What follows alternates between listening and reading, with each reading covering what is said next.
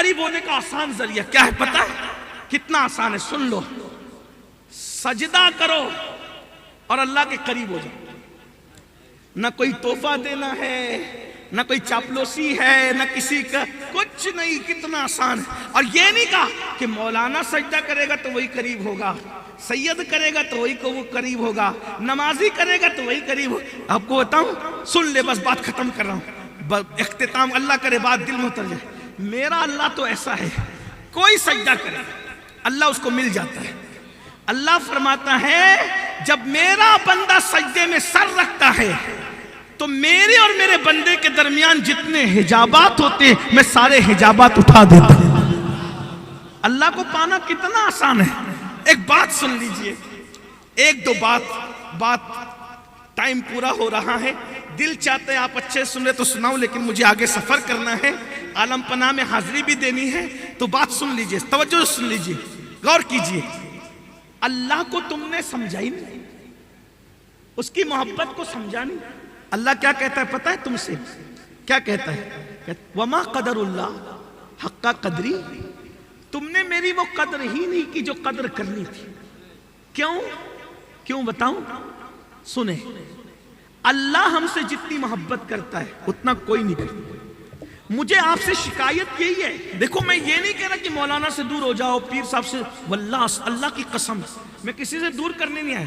میں یہ کہہ رہا ہوں کہ سب سے پہلا حق اللہ کا ہے کہ اس کے قریب آ جائے، بعد میں سب کے. اور میں یہ جو پیروں کا دامن جو پکڑنا ہے اسی لیے تھا کہ یہ پیر تمہارا ہاتھ پکڑ کے اللہ تک پہنچائیں گے، اسی لیے تھا. یہ علماء کے قریب آنا اسی لیے تھا. سچا عالم تمہیں اللہ کے قریب لے جائے گا، سچا پیر تمہیں اللہ کے قریب لے جائے گا، سچا بندہ تمہیں اللہ کے قریب لے جائے گا. یہ بات ہے. دیکھو حضور علیہ السلام نے سارے صحابہ کو اللہ کے قریب کیا کہ نہیں کیا؟ غوث اعظم نے اللہ کے قریب کیا کہ نہیں کیا؟ غریب نواز، ایک غریب نواز اللہ کے قریب ہو کر آئے تھے، 90 لاکھ کو اللہ کے قریب کر دیا. بھائی یہ کیا ہے نا؟ نہیں ہے. ایک وارث دیوا، یہ وارث دیوا کو سمجھتے کیا ہو؟ یہ وارث دیوا کو تو لوگوں نے پتہ نہیں کیسے پیش کیا. ہندوستان کا 14ویں صدی میں اگر سب سے بڑا پوری دنیا کا کوئی مبلغ اسلام ہے، پوری دنیا کا، ہندوستان میں ہندوستانی مبلغین میں جس نے 14ویں صدی میں پوری دنیا میں پہنچ کر اللہ کے دین کا پیغام پہنچایا ہے، اس تنہا عالمی مبلغ اسلام 14ویں صدی کو دنیا وارث دیوا کے نام سے. آپ کیا سمجھ رہے ہیں؟ آپ صرف اسی میں اٹکے ہوئے ہیں. اغیار و محرومات سے بھی آگے نکل گئے، الجھے ہوئے صبح کی پہلے.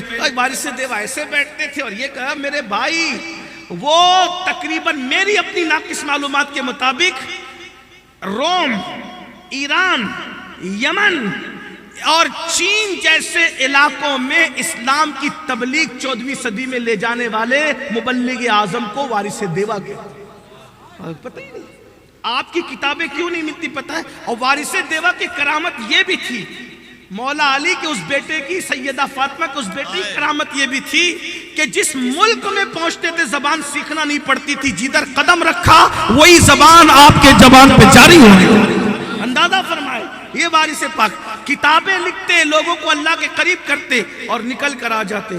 کیسے کیسے لوگ ہمارے درمیان چھپ گئے، پتہ نہیں ہم نے کیسے چھپا دیا. انا للہ و انا الیہ راجعون. ستاروں کے آگے جہاں اور بھی ہے، ابھی عشق کے امتحان اور بھی ہے. میرے پاس وقت ہوتا تو میں وارث پاک کی عالمانہ اور وہ داعیانہ خدمات آپ کے سامنے رکھتا کہ آپ نے کیسے کیسے کتابیں تصنیف کی اور آپ نے کس طریقے سے دنیا بھر میں اسلام کا پیغام پہنچایا. میرے بھائیوں بہرحال وہ وقت نہیں ہے.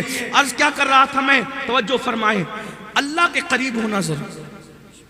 اللہ اللہ ہے، اللہ کا مقابلہ کسی سے نہیں. یاد رکھنا، شرک کی گندگی سے نکلو. اللہ اللہ ہے. ایک بات بتاؤں، اللہ ہماری شہرک سے زیادہ قریب ہے. 2-3 باتیں جو کہنی تھی پہلے اس کو سن لیں. اللہ جتنا ہم سے محبت کرتا ہے اتنا ابا بھی نہیں کرتا، اماں بھی نہیں کرتی، کوئی نہیں کرتا. اور دوسروں کی تو بات ہی نہیں بھائی، ہے نا. اب دوسروں کا ذکر ہی نہیں کرنا چاہتا. جہاں امیری اور غریبی میں مسافر تقسیم ہو ان کا ذکر ہی نہیں ہے. دنیا دار تاجروں کا ذکر کیا کرے، سیاسی لیڈروں کا ذکر کیا کرے. اللہ کتنی محبت کرتا ہے. سنو صوفیہ کہتے ہیں ایک دن جبریل علیہ السلام نے پوچھا، کڑوی لگ رہی ہے نا تھوڑی سی، برداشت کر لو، بعد میں کوئی میٹھی سنا دے گا. عرض کروں نا آپ کے سامنے، میرا یہ لہجہ نہیں ہے لیکن مجھے کلفت ہے کہ جس قوم کو اللہ والی ہونا چاہیے تھی، آج وہ قوم اللہ کو چھوڑ کے سب کی ہے، اللہ کے علاوہ، یعنی اللہ والا بننا تھا ہمیں، ہم اللہ والے نہیں بنے، باقی سب کے بن گئے، نفس کے بن گئے، بیوی کے بن گئے، بچوں کے بن گئے، سب کے بن گئے. جتنی محبت بچوں سے کرتے ہو اتنی اللہ سے نہیں کرتے ہو. برا مت ماننا، اور اگر کرتے ہو تو میں تم سے پوچھتا ہوں، بتاؤ بچے نے کہہ دیا ابو آئی فون لینا ہے 2.5 لاکھ، دیتے ہو کہ نہیں دیتے؟ اور اللہ کی مسجد میں بیٹے کو 2.5 لاکھ دیا، دل پہ بوجھ نہیں ہوا. اور اللہ کی مسجد میں چندے میں 10 کی نوٹ بھی دیتے ہو تو دیکھ کے دیتے ہو جو کہیں نہیں چلے گی، انہیں یہاں چلائیں. ہنسنے کی بات نہیں. ہاں ماشاءاللہ، اچھا، بہت اچھا. 2 کروڑ کی مولانا مسجد بنا رہے، بہت اچھی بات ہے، اللہ تعالیٰ آسان کرے.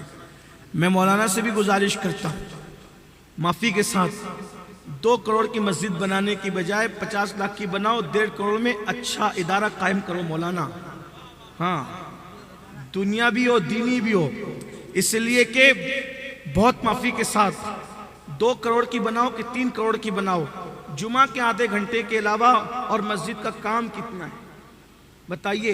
جتنے بھی آتے صرف جمعہ کے دن آتے ہو، بھی اس 80% 2 رکعت پڑھے. بڑی بناؤ مسجد، میں منع نہیں کر، مسجدیں بناؤ، الحمدللہ ہم بھی بناتے ہیں، آپ بھی بناؤ، لیکن مسجدوں کو جتنا بنانا ہے، جتنی ضرورت اتنا بناؤ. اس وقت لڑکیوں کے ادارے، لڑکوں کے ادارے، اسکول، کالج، اس مدرسے، اس کی بہت ضرورت ہے، بہت زیادہ ضرورت ہے. وجہ ادارے سلامت رہیں گے تو مسجد آباد رہے گی، ورنہ اس مسجد میں اچھے نماز پڑھانے والے بھی نہ مل سکے. ہاں، پوری زندگی وارث پاک کو کوئی امام نہ مل سکا. امام وارث پاک کہتے تھے نماز پڑھتے تھے، جماعت سے نہیں پڑھتے تھے، تو ظالموں کو یہ خوف ہو گیا، کہتے تھے نماز ہی نہیں پڑھتے. کہا وہ پڑھتا ہوں لیکن جماعت سے نہیں پڑھتا. کہا کیوں نہیں پڑھتے؟ تو پڑھے ہمارے امام کے پیچھے. لوگ یہ بھی وزید رہتے کہ ہمارے امام کے پیچھے پڑھو، او بھائی ہمارا ایک معیار ہے، ہر ایک کا ایک معیار ہے نماز پڑھنے کا. جس کا عشق رسول جس مقام پر پہنچا اس کا وہ معیار ہے. لوگ کہتے ہیں ہمارے امام، او بھائی ہمیں جب تم مشرک کہتے ہو تو پھر ہمیں ضد کیوں کرتے ہو اپنے پیچھے کھڑے کرنے کے لیے؟ مشرک کو تو نماز کے لیے کیوں کہتے ہو؟ مشرک کو تو پہلے توحید کے لیے کہنا چاہیے نا، کلمہ پڑھانا چاہیے نا. مشرک بھی کہتے ہو، پھر بھی تمہیں غصہ ہے کہ ہمارے پیچھے نماز نہیں پڑھتے. لیکن وارث پاک تو کسی کے پیچھے نہیں پڑھتے. ایک دن زبردستی لوگ لا کے کھڑا کر دیے تو سلام پھرنے کے بعد کہتے ہیں مولانا بہت دوڑا ہے بڑھاؤ کو آپ. ہاں بہت دوڑا ہے بڑھاؤ کو، آپ کے پیچھے کھڑا تھا تو جدھر امام جا رہا تھا ادھر میں بھی جا رہا تھا. امام تو کرانہ دکان پہ کبھی پہنچا، کبھی بکری کے چارے کے لیے پہنچا، کبھی بچے کی اسکول کے فیس کے، تو میں جدھر امام، تو اتنا بوڑھا تو دوڑ نہیں سکتا نا.